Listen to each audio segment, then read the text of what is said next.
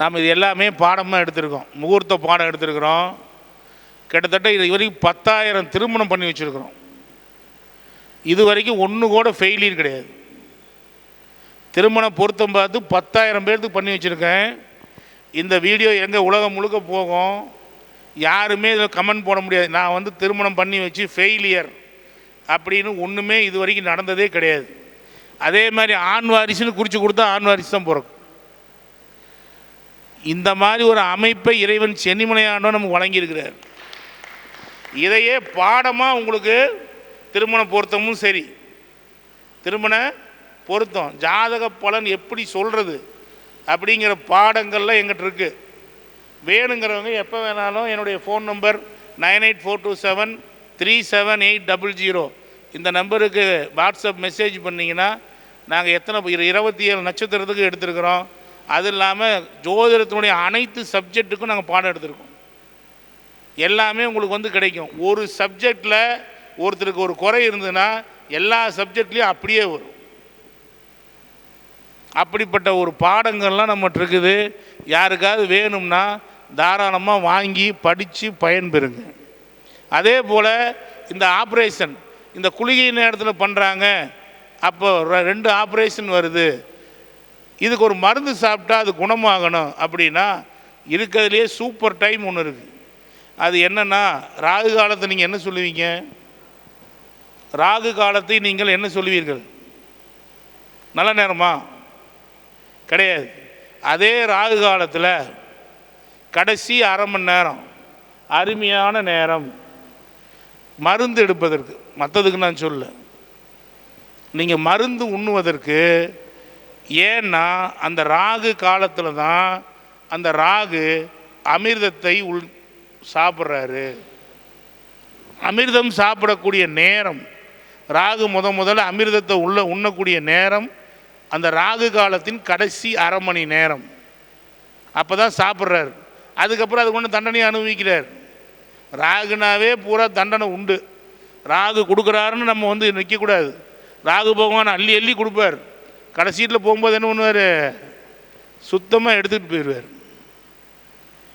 அவர் கொடுக்குறாரேன்னு வாங்கி வாங்கி வச்சுக்கூடாது. வாங்கி யார் பேர்லேயே மாற்றி விட்டுக்கிட்டே இருக்கணும். வேறு மாதிரி மாற்றி வச்சிடணும். மாற்றி வச்சுட்டு எந்திரிச்சு போய் தூங்கிடணும். சீட்டாட்டம் போகிறீங்க, போனோன்னு ஒரு 10,000 ரூபா அடிக்கும். அடித்தோடனே நீங்கள் 10,000க்கு 20,000 போடுவீங்க, அது 50,000 போயிடும். 10,000 எடுத்துகிட்டு வெளியே வந்துடணும். அதுதான் ராகு. அப்போ இந்த குரு பகவானுடைய ஒரு விஷயத்திற்கு ஒரு மரம் வளர்க்கலாம் அப்படின்னா என்ன மரம் வளர்க்கலாம் நண்பர்களே? குருவுக்குன்னு ஒரு மரம் இருக்குது.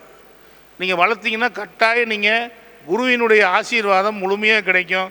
ஆண் வாரிசு இல்லாதவங்களுக்கு கூட ஆண் வாரிசு தரக்கூடிய மரமாக இருக்குது. பணம் சேர்ந்துக்கிட்டே இருக்கு. இப்போ எல்லாருக்கும் மேட்ரு பணம் தானே. பணத்துக்கு அதிர்ஷ்டம் தரப்போகிறது அப்படின்னா வீடியோ 1000 பிச்சுக்கிட்டு போயிடும். இப்போ வீடியோ எப்படி வருதுன்னா எல்லாத்துக்கும் வீடியோ அதிர்ஷ்டம் தர அவங்களே கண்டென்ட் கொடுக்குறாங்க. ஏங்க அதிர்ஷ்டம் தரக்கூடிய இது சித்தரை பேசுங்க, முருகரை பேசுங்க, அப்படி எல்லாத்தையும் பேச வேண்டியதான் இனிமேட்டு. ஆனால் இதில் ஒரு சூட்சமான ஒரு விஷயம் இருக்குது.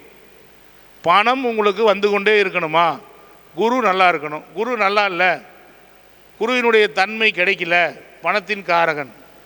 அப்போ அதுக்கு ஒரு மரம் நட்டா கட்டாயம் நீங்கள் உங்களுக்கு தங்கு தடை இல்லாமல் பணம் வந்துக்கிட்டே இருக்கும். அது என்ன மரம் வேணுமா? யாருக்காவது வேணுமா? சும்மா எப்படி சொல்கிறது? ஒன்றும் பிரயோஜனம் இல்லையே. இவங்களுக்கெல்லாம் பணம் வேணாம், மற்றவங்களுக்கெல்லாம் பணம் வேணாம்னா எந்திரிச்சு போயிடலாம்.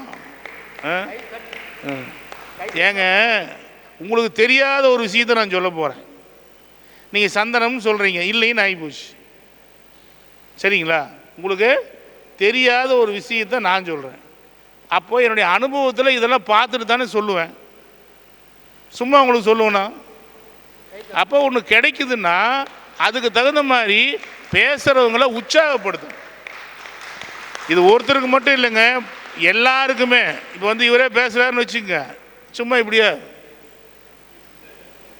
அவருக்கே தெரியாது எதுக்குடா பேசுறது. நாம் பேசுகிறது தான் கரெக்டுங்கிறதான் பேசுகிறது இல்லை. இப்படி இருக்குது, அப்படிங்கிறது நீங்கள் தெரிஞ்சுக்கணும் நண்பர்களே. சரக்கொன்றைன்னு நீங்கள் ஒரு மரம் கேள்விப்பட்டிருப்பீங்க, கொன்றை மரம். கொன்றை மரம் எப்படி இருக்கும்? பூரா திராட்சை கொத்து மாதிரி பூரா மஞ்சளாக இருக்கும். நீங்கள் இந்த இடத்துல இருட்டாக இருக்குன்னு வச்சுக்கோங்க, அந்த மரத்தை வச்சிங்கன்னா அந்த இடமே வெளிச்சமாயிடும். எவர் ஒருவர் வீட்டிலோ வீட்டிற்கு அருகிலோ அல்லது கோயிலிலோ ஒரு சரக்கொன்றை மரத்தை வியாழக்கிழமைகளிலோ அல்லது புனர்பூசம், விசாகம், பூரட்டாதி நட்சத்திரத்திலோ நடுகிறாரோ அவருடைய ஜாதகத்தில் குரு அஸ்தமனமாகலாம், நீசமாகலாம், திதிசூனியத்தில் இருக்கலாம், வக்ரமாக இருக்கலாம், ராகுவுடன் சேர்ந்து கேதுவுடன் சேர்ந்து கெட்டு போயிருக்கலாம். எப்படி இருந்தாலும் இந்த சரக்கொன்றையை ஒரு மரமாவது நட்டால் அட்லீஸ்ட் ஊருக்கு ஒரு 10 மரம் இருந்தால் அந்த ஊர் பிரபலமாயிடும்.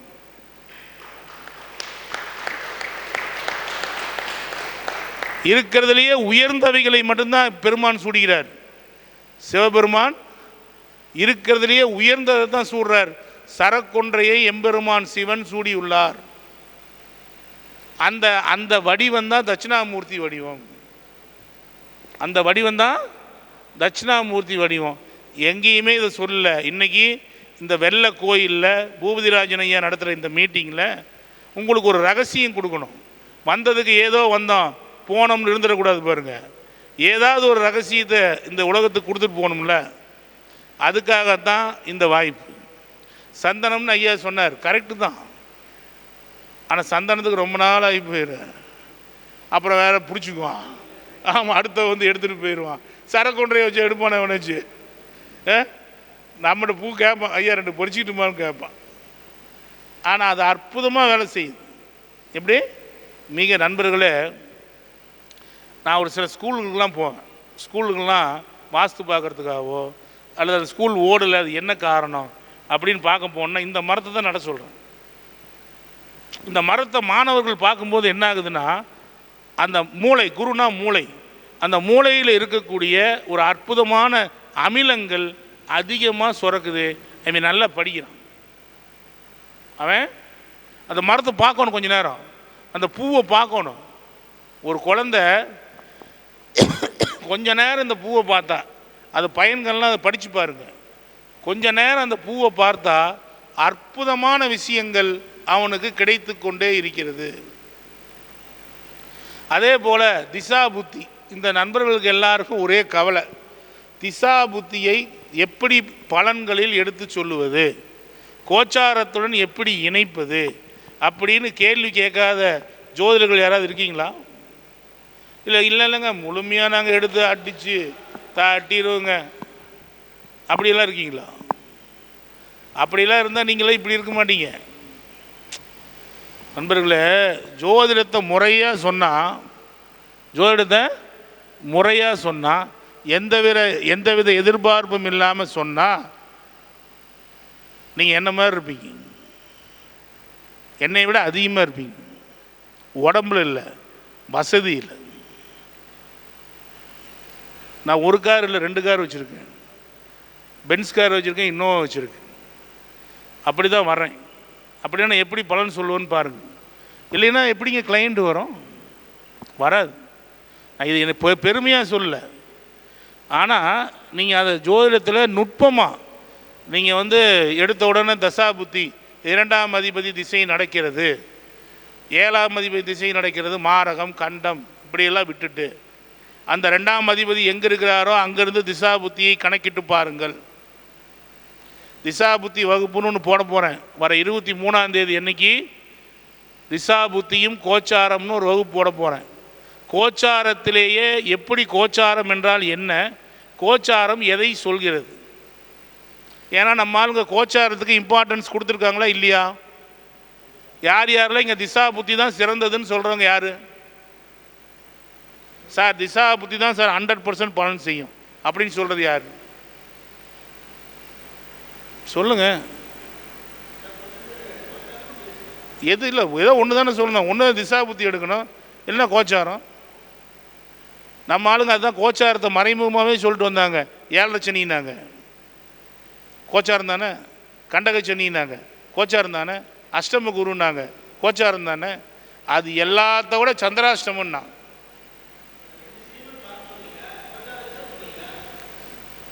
ஈஸிங்க. ரொம்ப ரொம்ப எளிமையான ஒரு மெத்தடை சொல்லி கொடுக்க போகிறேன். ரொம்ப ரொம்ப எளிமை. கோச்சாரத்தை வச்சுக்கிட்டு தசாபுத்தியை ஒரு டச் பண்ணி விடுறது.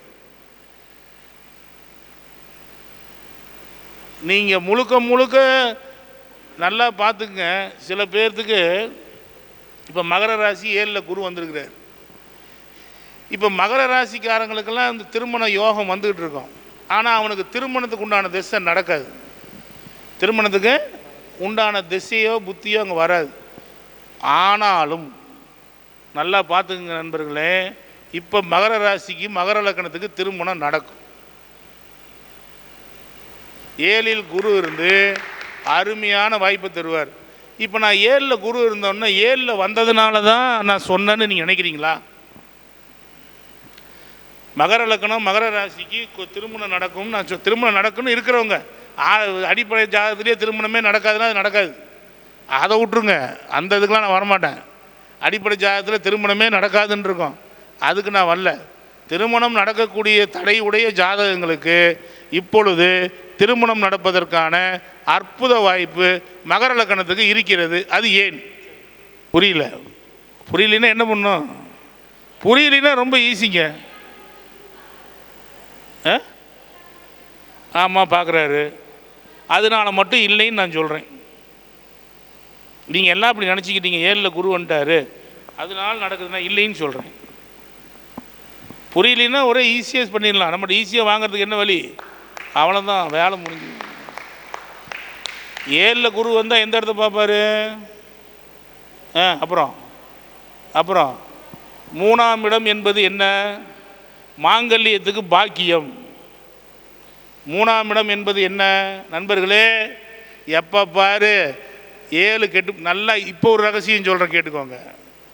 7ஆம் இடம் கெட்டு போச்சுன்னு இருக்கிறீங்கல்ல, உங்கள் 3ஆம் இடம் கேட்டால் திருமணம் நடக்காது. ஏன்னா 7ஆம் இடத்துக்கு பாக்கியம். நீங்கள் பரிகாரமெல்லாம் சொல்கிறீங்கல்ல, பரிகாரம் சொல்லும்போது 7ஆம் பாவத்துக்கு நீங்கள் சொல்லவே வேண்டியதில்லை. 7ஆம் பாவத்துக்கு பாக்கியஸ்தானம் 3ஆம் இடம். 3ஆம் இடத்தை நீங்கள் இயக்கி பாருங்க, கட்டாயம் திருமணம் நடக்கும். எப்படின்னு கேட்குறீங்களா? நீங்கள் ஜாதகத்தை இங்கேயே வச்சுருந்து என்ன பிரயோஜனம்? ஏதோ ஒரு தமிழ் மேட்ரிமோனியில் போய் கொடுக்கணும், அதுதான் 3ஆம் பாவம். ஒரு புரோக்கர்கிட்ட 100க்கு 500 கொடுக்கணும், அதுதான் 3ஆம் பாவம். கமிஷனு எஸ்ஆர்னோ? எப்படி?